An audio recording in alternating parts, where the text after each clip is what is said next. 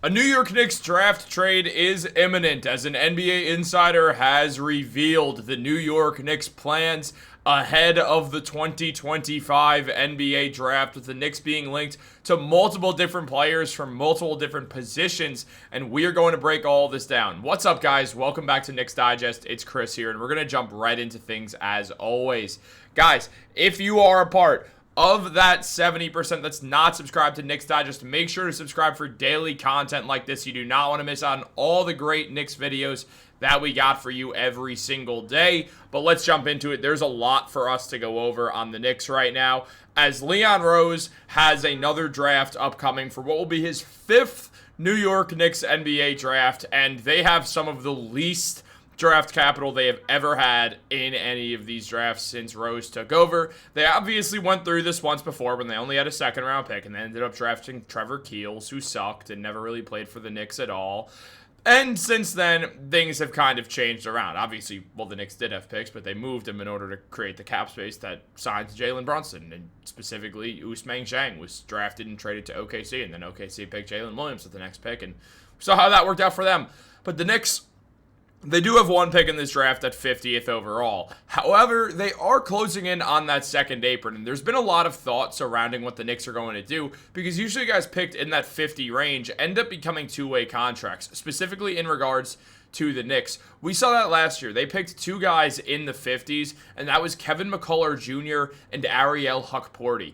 Both of those two guys were on two-way contracts to start the season, and McCullough, he didn't get off of this. He'll probably be off of it going into next season, but with where the draft is right now, it does feel like that 50th overall pick would end up being a two-way guy. However, things are changing for the Knicks, as it was revealed by Jonathan Wasserman, who was answering questions on Twitter, that when Knicks Till the Death asked any intel or any workouts the Knicks have had, or if there's smoke out there that they might move up or down or out of the draft. And Jonathan Wasserman did say, I'd bet on them moving up early into the second round, with multiple names now coming up and considering what could happen next, now that it's very likely the Knicks do move up early into the second round. I've been saying for a while I expect the Knicks to move up in this draft, because I don't think they want to draft someone who's going to be a two-way player. I think they actually want to get someone on their roster, a young player who they think could impact the game now, which would likely them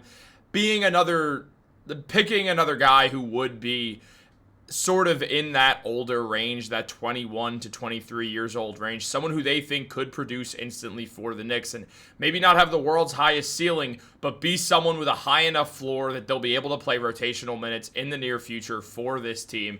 And for me, that guy is simple. I've talked about him before on this channel. That's Koby Brea.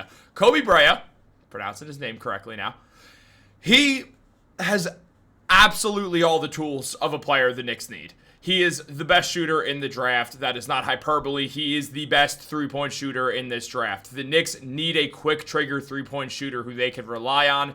Brea is that guy for the Knicks. Now, we see that he's right now ranked, when Sports Illustrated had their team do a 2-round mock draft, that Brea is ranked around that 37th spot, or is expected to go around that 37th overall spot. So the Knicks would have to move up into the high second round in order to land him, but that's very possible. As we know, very often in the NBA, what we see is teams buy second-round picks. Effectively, what that is them trading cash considerations for a second-round pick to another team that doesn't want to add another player to their roster. They're filled out. They don't want to spend the money. Instead, they'll take some cash. And the Knicks, they have bought picks before. They've also sold off picks. So Leon Rose has been someone who's had a lot of interest in buying picks, and I wouldn't be shocked if the Knicks do end up trading that 50th overall pick, some second-round pick with a top 50 protection on it as well, and then cash considerations to a team in that upper echelon, in this area right here, whether it's Philadelphia, Detroit, San Antonio, Brooklyn, Toronto, teams that might be willing to move down in the draft. Now, I mentioned the three teams that have playoff aspirations more than the Nets and the Raptors, who don't look like they'll be in the playoffs next year. So we look at these teams because that's where Koby Brea is supposed to go. I believe the New York Knicks do have interest in Brea because it's very obvious they need shooting. The Knicks explored the idea of trying to bring back Dante DiVincenzo, and they still want to do it. It's just very difficult to pull off. And in regards to Brea, he is someone who would give you not Dante DiVincenzo production, they are different players, but he gives you that elite quick trigger shooter that this team desperately is looking for. Now, Brea was ranked by the Ringer as the 36th best prospect in the draft. So once again, the Knicks are going to have to move up if they want to land Brea. And as they put it, this guy's nickname is Fuego, and he has a stat profile to show you why. Now, diving into that stat profile, what we're seeing from J. Kyle Mann, who did the scouting report for the Ringer on Koby Brea, was there are obvious concerns about Brea's game. He's already 22 years old. He's not the fastest. He's not vertically or laterally explosive and seldom will beat anyone off the dribble or defend an opponent doing the same. But pound for pound, he's the best shooter in this draft, and he can get his shot in a number of ways. This past season, Brea shot over 44% in handoffs and over 46% coming off screens. An incredible 42.4% off the dribble. The most important detail here is that he did all this while also standing at 6'7". So hand-wringing over what he can't do at the moment may be missing the point. When you're that level of a threat, teams will find ways to get you on the floor.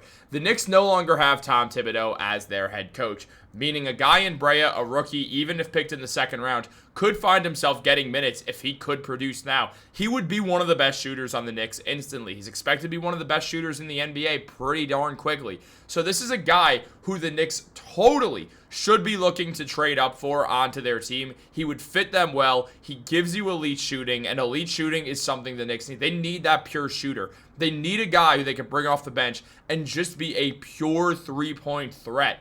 And I would love if they could get a guy who's on a very cheap contract like Brea. Shooters are expensive nowadays, guys. So to be able to get one on a rookie contract would be a huge move for this New York Knicks team. And I absolutely want to see them pull that off. Now, on top of that, there's also always a situation where the Knicks evidently decide to not move up. And in that situation, it was highlighted by Sports Illustrated that the Knicks could look at Javon Small from West Virginia with their 50th overall pick. Now, Small was a solid player at West Virginia and just in college overall over a few different schools, putting up in his final season 18.6 points, 4 rebounds, and 5.5 assists, despite the fact that he is undersized, around 6'2". He's not the tallest guy out there, has a 22.3 PER, and Kevin O'Connor did a pretty in-depth scouting report on him, saying, well, that's nothing at all, is what he said. No, I'm kidding. When it came down to it, Kevin O'Connor mentioned some strengths on Small, saying that he is an elite touch from the line at 87.1% in 4 college seasons. As an upperclassman, he figured out his jumper, making 42.5% of his catch-and-shoot threes.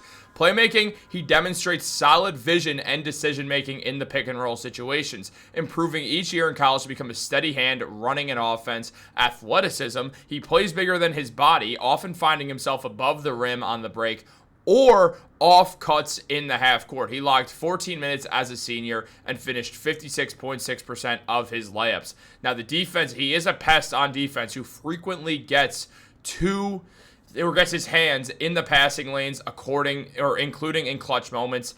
But at his stature, he could become a target defensively, which is what he mentioned, saying there are concerns of shooting off the dribble since Small only made 32.1% of his dribble jumpers as a senior, which is pretty consistent with his production throughout college.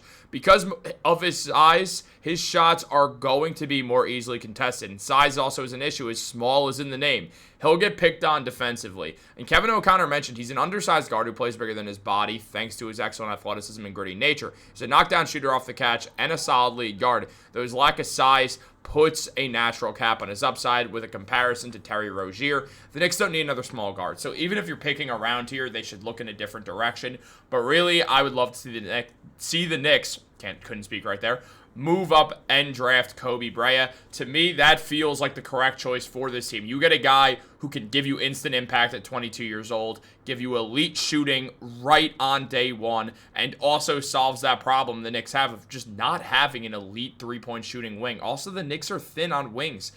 Koby Brea makes perfect sense for the Knicks. He's also a New Yorker, so you go get this guy. This is what the Knicks do. This is what they should look at tomorrow. How do we get Koby Brea on our team? Where do we have to trade up to in that second round to end up drafting him? And I really hope they can pull it off. Guys, what do you think? Let me know in the comments down below. Like this video, subscribe, turn on post notifications. Have a great day, and go Knicks.